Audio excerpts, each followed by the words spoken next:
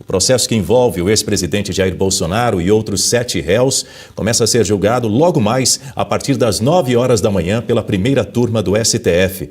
Em conversa com jornalistas, Barroso destacou que o julgamento deve seguir a Constituição sem interferências externas. O magistrado criticou o que chamou de intolerância e o extremismo, defendendo que a democracia absorve divergências de forma institucional.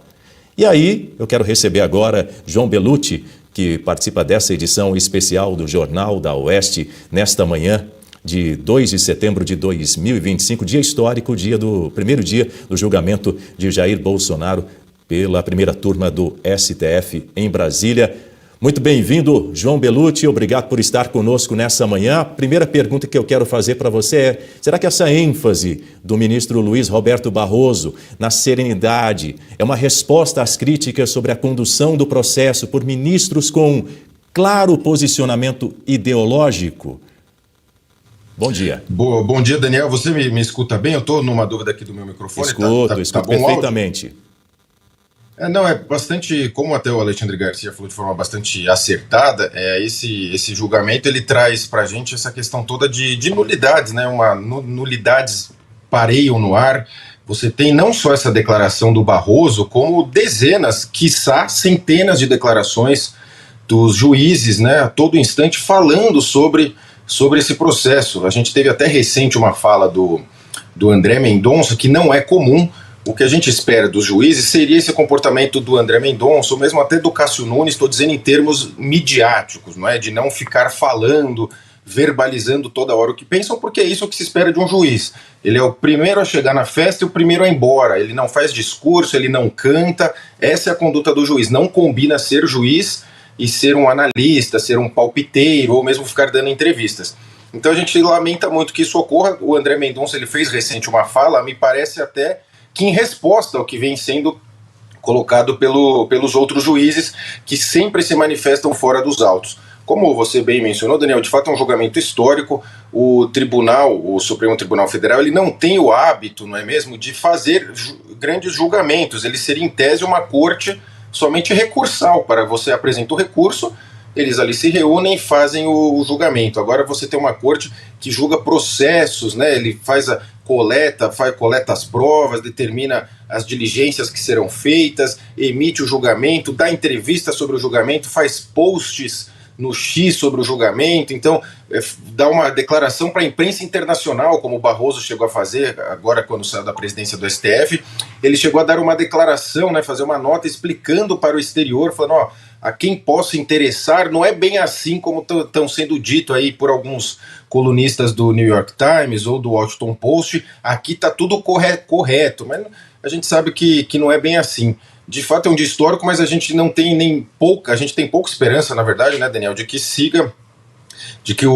haja absolvição. O que tem sido muito especulado é a possibilidade de absolvição de um ou outro general, um ou outro ali de menor lastro, talvez, na política, alguém menor em termos políticos, até para dar essa roupagem no sentido de, olha, foi tudo bem correto, para dar essa visão para o mundo. Tanto que até um ou outro foi absolvido. Mas a tendência contra, pelo menos, o Jair Bolsonaro, né, que é o principal réu, o principal denunciado, a tendência, infelizmente, é de condenação, Daniel. Pois é, João Belutti. A gente até selecionou agora para ver alguns pontos desse processo contra o ex-presidente Jair Bolsonaro, que foram bastante contestados. Eu vou trazer alguns desses pontos. Primeiro, julgamento sem foro privilegiado. O julgamento do Jair Bolsonaro no STF tem sido muito contestado em razão disso, sem foro privilegiado, violando o princípio do juiz natural, comprometendo a legalidade, comprometendo a imparcialidade do processo. Concorda?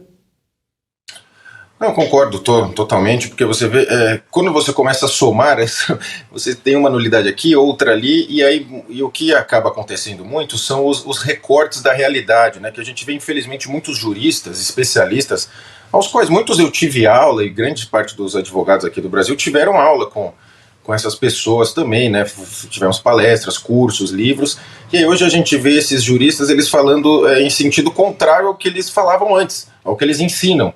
Então, assim, você tem o juiz natural, você tem a questão do CEP, né, do foro privilegiado.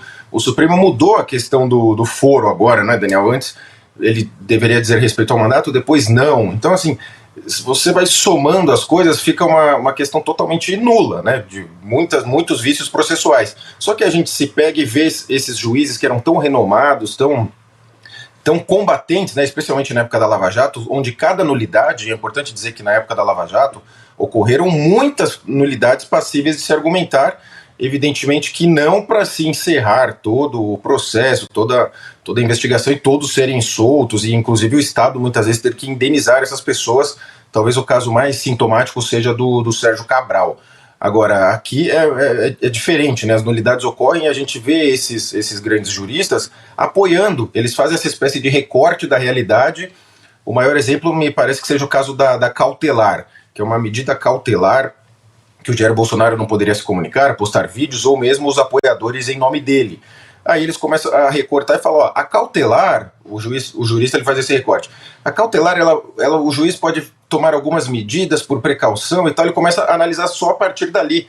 Ele ignora o resto anterior no sentido de, ó, essa cautelar já nasceu sem sentido algum, nasceu num inquérito que investiga soberania, então assim, fica tudo muito misturado, mas só para não ficar tão confuso, a prisão domiciliar e a tornozeleira do Jair não tem relação com o julgamento agora do 8 de janeiro, é num outro inquérito por atentado à soberania, essa outra bobagem que é a nova narrativa agora contra o Jair Bolsonaro e o que se chama de bolsonarismo.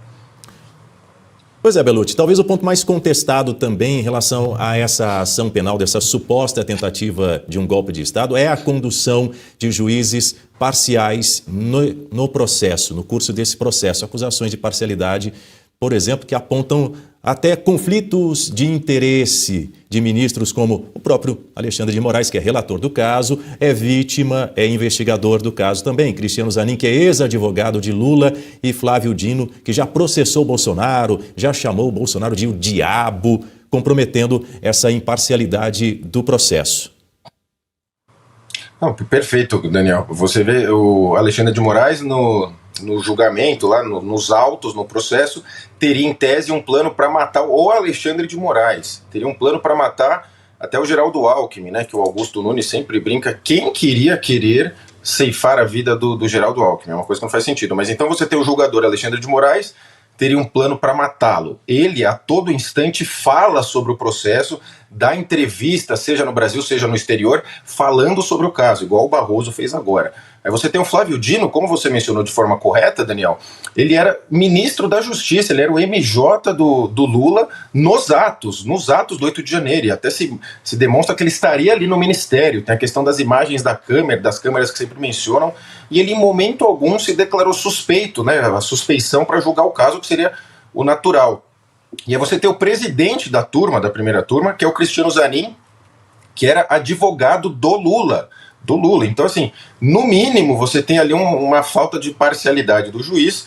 Agora, é importante lembrar que, principalmente, o Flávio Dino, ele foi aprovado pelo Senado. Inclusive, na sabatina do Senado, muitos votos de quem se diz conservador, de direita, ou mesmo apoiador fiel ao Jair Bolsonaro, ele foi aprovado, Flávio Dino. Então você tem essa sabatina protocolar no Senado, mas é importante deixar claro, o Senado aprovou esses julgadores. Não que o fato de aprovar os aprove para esse julgamento específico agora da tal insurreição com a presença de vendedor de algodão doce, mesmo de pipoqueiro. Mas assim, essa questão da imparcialidade salta aos olhos pelo grotesco da coisa, né? E só para finalizar, a questão do Barroso assim é talvez a mais gritante junto com a do Alexandre de Moraes, pelo fato de declarar a todo instante, assim como o Flávio Dino, né, já mencionou que era o diabo, que o bolsonarismo era a pior coisa do mundo, e ele falava isso em 1, 2, 3 anos, ele virou julgador desses casos, é realmente estarrecedor.